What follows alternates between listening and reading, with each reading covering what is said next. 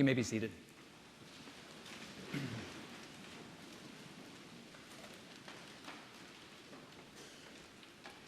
So I think there are more ways than one to measure the success of a sermon illustration. Of course, a preacher hopes that a well-told story will help a few people make connections between the good news of Jesus and the ordinary circumstances of lives like theirs, but there are less lofty measures too. My most effective sermon illustration may have been one I used a few months ago. It involved a Hot Wheels track and cars with which as a boy, I imagined myself as a brilliant highway engineer whose day job was world champion race car driver. Since you've already forgotten that sermon, it probably didn't succeed by the first measure. But the morning after I used it, I got an email from George Cates that said, "You recently alluded to a young dream of racing. I can open that door just a little bit. Let me know if you'd have an hour some sunny morning to take a fun drive up to Shelby Forest in a..." I'm sorry, the make of that vehicle in question has been redacted to protect the innocent. The innocent being Bina Cates, who might have been a little bit embarrassed by that car. Sensible Bina, who was perfectly content to get around in her Chevrolet Cruze when a guy in Jonesboro made George a deal on his dream car one day that he couldn't quite refuse. So, the surprising fruit of one sermon illustration was that a week later, George pulled up in a car that would make the heart of any 12-year-old boy beat fast, even if it was trapped in a 54-year-old body. The driver's seat of that car was maybe 8 inches off the ground.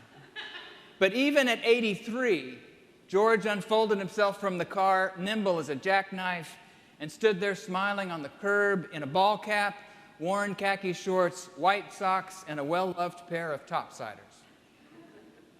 In other words, he stood beside that glorious car, looking like a grandpa at a t-ball game straight from Central Casting. You know, the kind whose idea of an extravagant expenditure is buying snow cones for the whole team? That was George. Well, off we went to Shelby Forest and its roads laid out like spilled linguine. And what I didn't know until that morning was that the real miracle of a vehicle like that one was not how fast it could go, but how in the hands of a real driver, it could hug a hairpin curve at 40 miles an hour without even a squeak of complaint from the tires, when the same maneuver would have pitched my old Subaru over into the trees at 25. I have never felt so connected to the earth while moving across it so quickly. Which does actually bring me a little closer to the point of all this. If I had a car like George's, you see, I would want you to know about it. Actually, strike that, I'm your priest. I wouldn't want you in particular to know about it.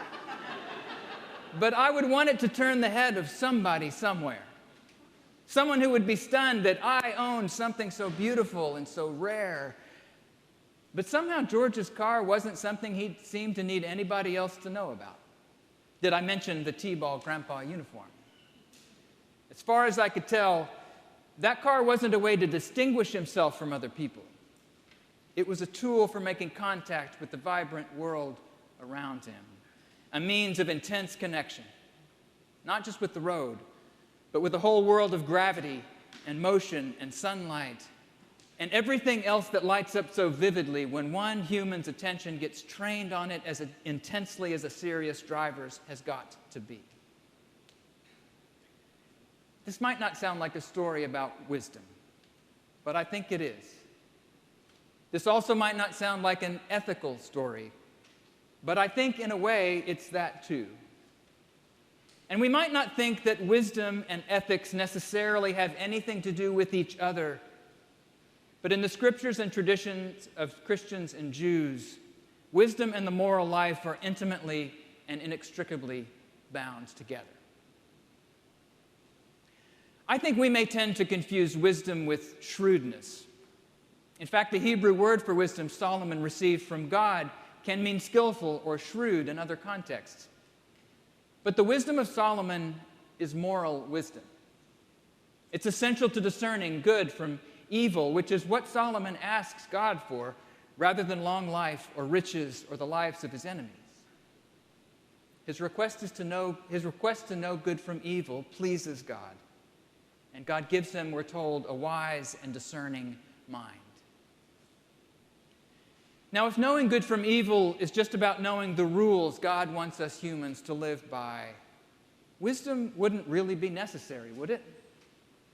You just need a basic kind of literacy with which to apprehend the moral law, whether it comes to us written on tablets or spoken by prophets. And then you'd need the will to follow through and do the good thing instead of the evil thing. The moral life would be infinitely simpler if that's all there were to it, wouldn't it? It's never been so. Back in Genesis 3, we get a story not so much about the breaking of a rule as about the nature of our world's brokenness. It's a story, interestingly enough, about a tree, of the knowledge of good and evil. The desire to eat from that tree is very different from Solomon's request in a significant way. If you'll remember, the temptation is for the humans to reach out and take for themselves something they do not have. The serpent says, "You could be like God. Wouldn't you like to know what God knows?" And so Adam and Eve reach beyond the gifted abundance of the garden to get a little something more for themselves. But Solomon doesn't ask for wisdom as a personal possession.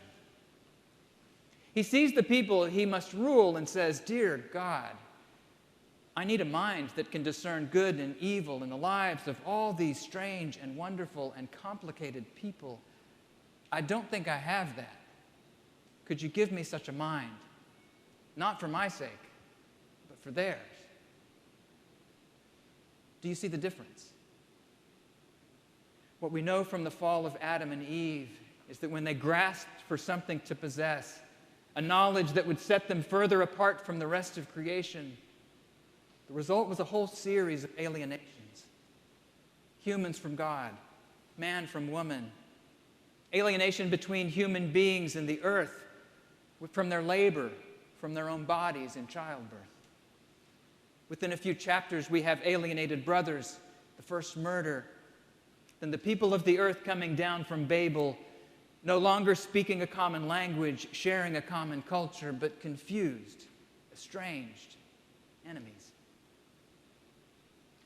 What these stories also make clear, however, is that a world that's broken apart in all these ways will not be put back together again with just a few ethical principles. Its restoration may be more art than science. And I think Solomon realizes this. As he looks out over the great people he's to govern, he needs not more knowledge, but this elusive, essential thing we call wisdom. He needs wisdom if he's to help God's people come back into the harmonious relationship with their world and with each other that we were all created for. Okay, back to that car ride.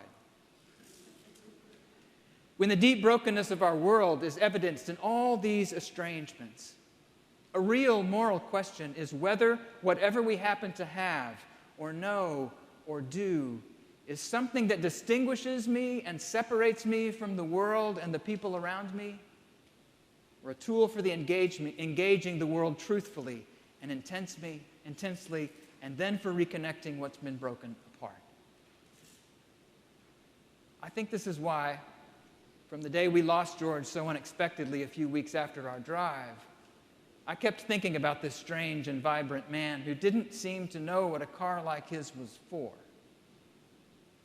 Rather than being something that set him apart, since almost nobody else has one, it was this tool for an intense, living connection to the world around him.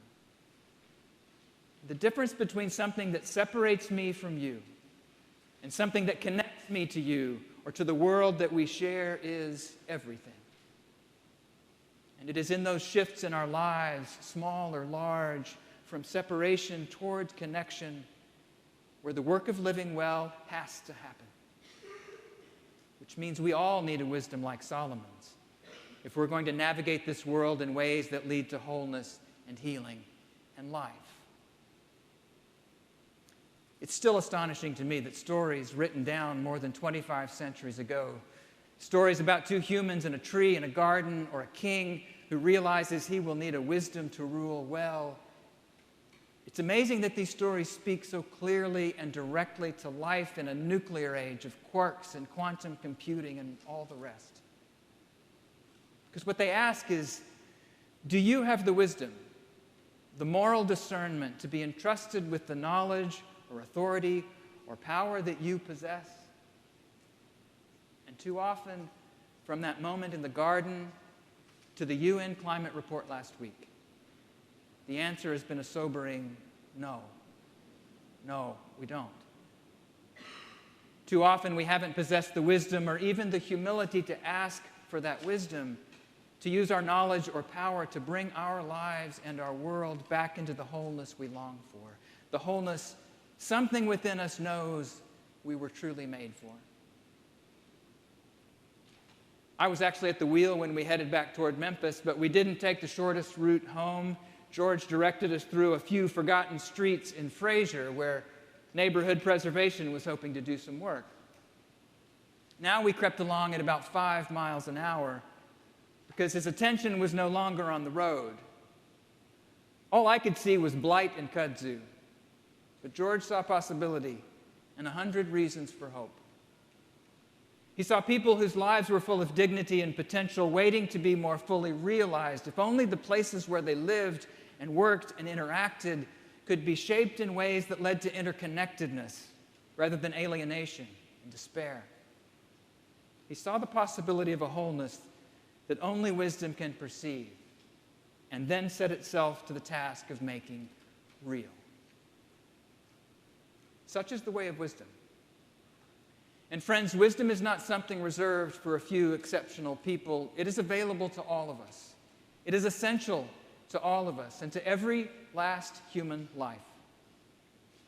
And Solomon's prayer for a wise and discerning mind can be our prayer. It has to be our prayer. Maybe now more than it ever has.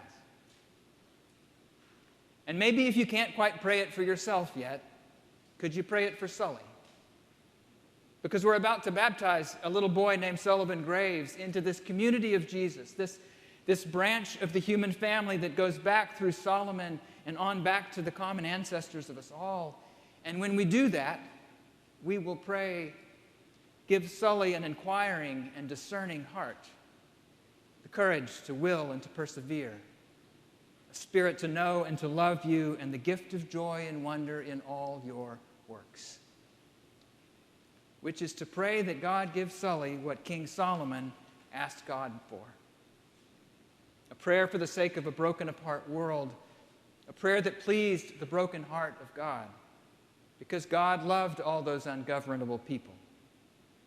And I believe such a prayer still pleases God's heart, because God still loves all us Sullys and Georges and Solomons and the rest of ungovernable us as much as ever, and wants nothing more than a wisdom to live within us that restores this world one life, one block, one city at a time, to the wholeness for which everything that is was created.